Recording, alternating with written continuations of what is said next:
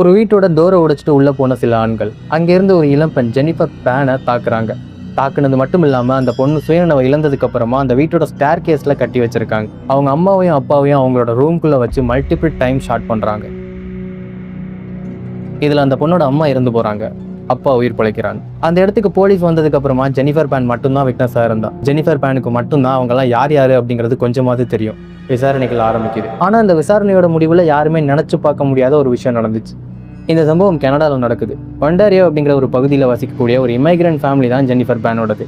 இவளோட அம்மாவும் சரி அப்பாவும் சரி இந்த பொண்ணு ரொம்ப பர்ஃபெக்டாக இருக்கணும் அப்படின்னு விரும்பினாங்க. ஸ்கூலாக இருந்தாலும் சரி காலேஜாக இருந்தாலும் சரி இந்த பொண்ணு எப்போவுமே ஃபர்ஸ்ட் ரேங்க் தான் எடுப்பாளாம். அது அவங்களுக்கு ரொம்ப பிடிக்குமா. இதுக்கப்புறமா அந்த பொண்ணு காலேஜ்க்கு மூவ் ஆகுறா.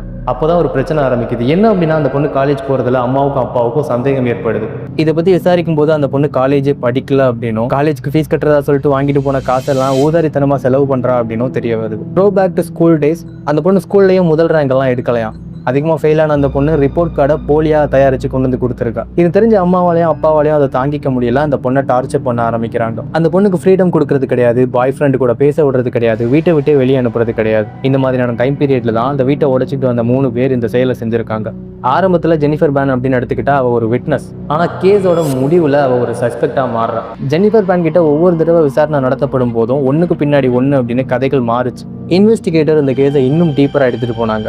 அப்போ இன்னும் நிறைய விஷயங்கள் தெரிய வந்துச்சு. இந்த அட்டாக்கை பிளான் பண்ணதே ஜெனிஃபர் பேனும் அவனோட பாய் ஃப்ரெண்டும் தானா. இவளோட அம்மாவையும் அப்பாவையும் ஷாட் பண்ணாங்க அல்லவா, அவங்க கூட இந்த பொண்ணு கான்டாக்ட்ல இருந்திருக்கா அப்படிங்கிறது தெரிய வருது. இந்த ஒரு கேஸ் கோர்ட்டுக்கு வருது. ஜெனிஃபர் சைட்ல இருந்து நிறைய பாயிண்ட் சொல்லப்பட்டது. ஏன்னா அவள் டார்ச்சர் பண்ணப்பட்டிருக்கா, அதிகமான கொடுமைகளுக்கு உள்ளாயிருக்கா, பெற்றோர்களோட அதிகப்படியான ஆசையை பூர்த்தி பண்றதுக்காக நிர்பந்திக்கப்பட்டிருக்கா அல்லவா. இதெல்லாம் கருத்துல கொண்டு இவன் மனதளவுல பாதிக்கப்பட்டு இதை செஞ்சிருக்கலாம் அப்படின்னு கோர்ட் கன்விக்ட் பண்ணாங்க. என்னதான் அந்த பொண்ணு மேல மர்டர் அப்புறம் அட்டெம்ப்ட் மர்டர் கேஸ் போட்டாலும் கூட அந்த பொண்ணு யாரும் ஜெயில வைக்கல.